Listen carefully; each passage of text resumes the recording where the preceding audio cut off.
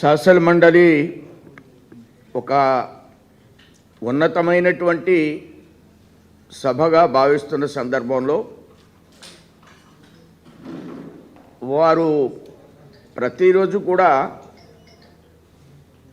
DSC మీటింగ్లో సహజంగా నేను లాస్ట్ కౌన్సిల్లో ఉన్నాను. 1 అవర్లో క్వశ్చన్ అండ్ ఆన్సర్స్ కంప్లీట్ చేసేవారు 1 అవర్లో. ఇప్పుడు అసెంబ్లీలో అదే విధంగా జరుగుతుంది.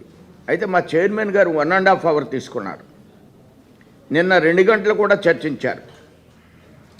క్వశ్చన్ అండ్ ఆన్సర్స్కి ఒక పరిమితి ఉంటుంది, దాన్ని ఏ విధంగా చర్చించాలి అనే విషయంలో సభ సంప్రదాయాన్ని తగ్గినప్పుడు మా అందరూ కూడా చాలా బాధ కలిగించేటువంటి అంశం. వారికి మెజారిటీ ఉండొచ్చు. ఈవేళ క్వశ్చన్ అవర్లో ఫస్ట్ ప్రశ్నకి అంటే 1.5 అవర్ అంటే 90 నిమిషాలు అంటే 9 నిమిషాల్లో ఒక క్వశ్చన్ని ఆయన నిర్వర్తిస్తూ సభని హుందాగా నడిపించాలి చైర్మన్ గారు. ఆయన ఏమంటారంటే పాలకపక్షానికి ఒక స్ట్రాటజీ ఉంది, ప్రతిపక్షానికి ఒక స్ట్రాటజీ ఉంది అంటారు. ఆయనకు ఒక స్ట్రాటజీ 9 నిమిషాలకు సభ ఒక క్వశ్చన్ నిర్వర్తించాలని స్ట్రాటజీ ఆయనకు ఉండాలి కదా. వాయిదా వేస్తున్నాను, మీకు హక్కు ఉంది కాబట్టి వాయిదా వేస్తున్నారు. క్వశ్చన్స్ అన్నీ పోస్ట్పోన్ చేస్తున్నారు, డీమ్డ్ అంటున్నారు. మీకు హక్కు ఉంది కదా.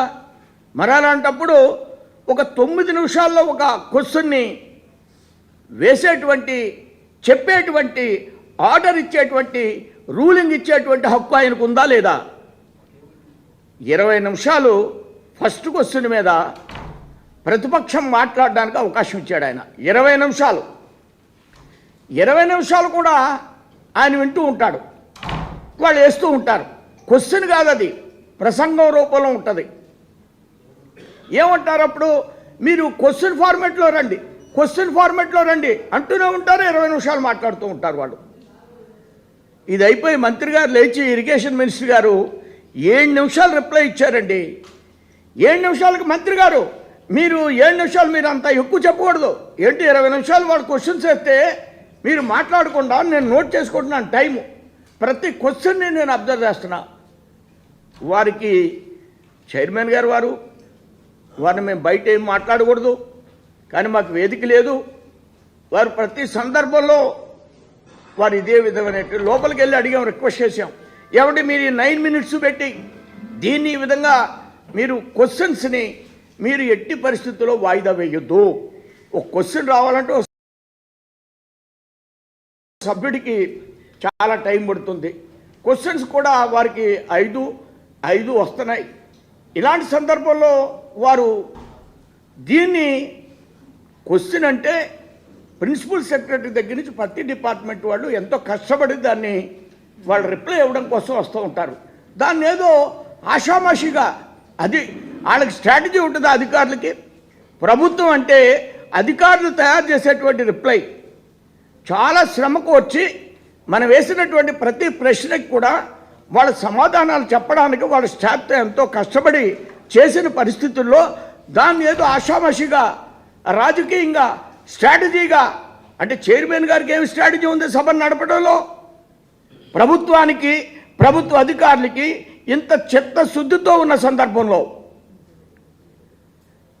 నా మీద ఇదే నేను నా ఆవేదన మీకు ఎలా అయితే వ్యక్తం చేశానో, స్పీకర్ గారి పోడియం దగ్గరికి వెళ్ళి నమస్కారం పెట్టి నేను ఈ విషయాన్ని ఆయన నా మనసులో ఉన్న భావాన్ని వారికి చెప్పడం కోసం ప్రయత్నం చేస్తే, ఆ ఇజ్రాయెల్ గారు సోమవీర్రాజు అస్తమానం ఎందుకు వస్తున్నాడు, సోమవీర్రాజు అస్తమానం ఎందుకు వస్తున్నాడు? నేను రావడం దీనికి అంటే ప్రతిపక్షంలో ఉన్నటువంటి సభ్యుల యొక్క ప్రవర్తనని నేను చూసిన తర్వాత, నేను 2వ ఎమ్మెల్సీని, కానీ గత సభకి ఉన్న క్వాలిటీ ఇప్పుడున్నటువంటి క్వాలిటీని కానీ ప్రశ్నించినప్పుడు వచ్చేది చాలా తక్కువ సమయం. మేము 1,70,000 జీతం తీసుకుంటున్నాం. సభ ఎప్పుడు జరుగుద్ది? ఏదో 3 నెలలకో 4 నెలలకో ఒకసారి జరుగుద్ది. అది కూడా ఎంతకాలం జరుగుద్ది? జీతం తీసుకున్నప్పుడు మనసు మానసికంగా బాధపడుద్ది.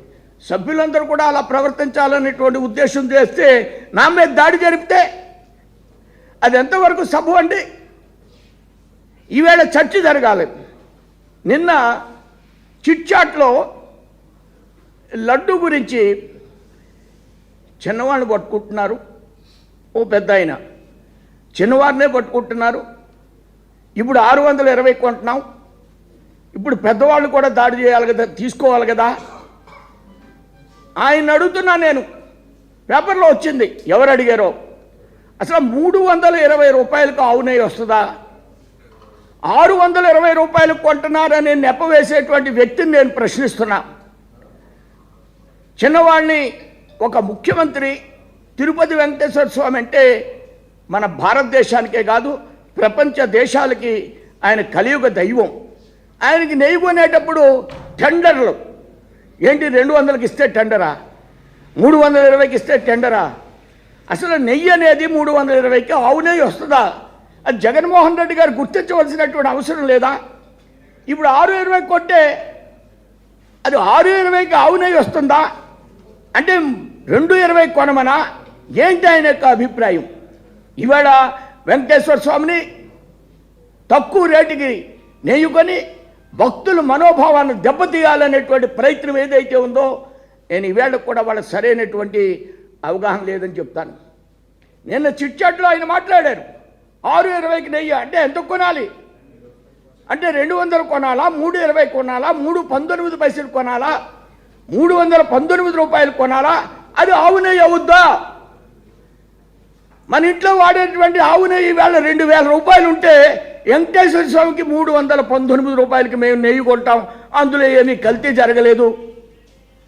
320 కొంటే కల్తీ జరిగినటువంటి ఆవు నెయ్యి వస్తుందా? సమాధానం చెప్పమనండి. వాడు మాజీ ముఖ్యమంత్రిని సమాధానం చెప్పమనండి. చర్చ దీని మీద జరగాలి ఇవాళ లడ్డు మీద. రాబోయేటువంటి రోజుల్లో నెయ్యి అంటే ఏంటి మనందరం అర్థం చేసుకుంటే, మధ్య పాలు కాచి తోడుపెట్టి వెన్న తీస్తే వెన్నని కాస్తే నెయ్యి, ఆ నెయ్యి 320. ఆ నెయ్యి అని అడుగుతున్నాను, 320. క్రీమ్ బేస్డ్లో ఉన్న దాన్ని నెయ్యి అనొచ్చా? రాబోయేటువంటి రోజుల్లో నేను ఎక్కువ సమయం తీసుకోను. నెయ్యి విషయం కాదు, లడ్డు విషయం కాదు, దేవాలయాల్లో నెయ్యి అనే దాన్ని ఒక ప్రిస్క్రైబ్డ్ చేసి భక్తుల మనోభావాలు దెబ్బతినకుండా వెంకటేశ్వర స్వామి ఆశీర్వచనాలు అందరు కావాలంటే ఖచ్చితమైనటువంటి ఈవేళ నెయ్యి మార్కెట్లో 2000 ఉంది ఆవు నెయ్యి. ఇచ్చిన నోట్లో ఆవు నెయ్యిగా కొన్నాం మనం.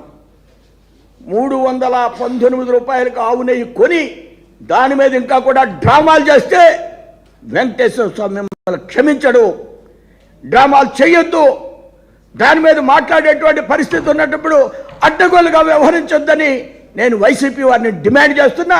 ఇది మంచి పద్ధతి కాదు, మీ పద్ధతి మార్చుకోవాలని నేను వారికి తెలియజేయడానికి ఏమాత్రం కూడా నేను సంకోచించడం లేదు. ధన్యవాదాలు.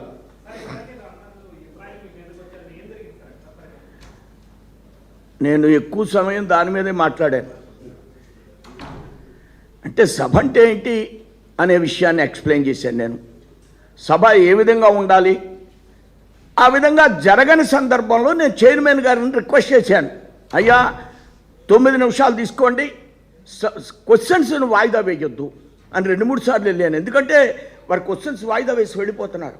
ఆల్రెడీ 5 రోజులు క్వశ్చన్ అండ్ ఆన్సర్స్ జరగలేదు. మాకు బాధగా ఉంటుందండి. ఆల్రెడీ 5 రోజులు జరగలేదు, బడ్జెట్ మీద చర్చ జరగలేదు. మరలా ఈరోజు నిన్న జరిగినాయి, ఆనందపడ్డాం. ఎందుకు వస్తాం ఇక్కడికి? ఈవేళ 4 అంటే నాన్ సీరియస్గా వాయిదా వేసి వెళ్ళిపోతున్నారు అంతే ఆయన.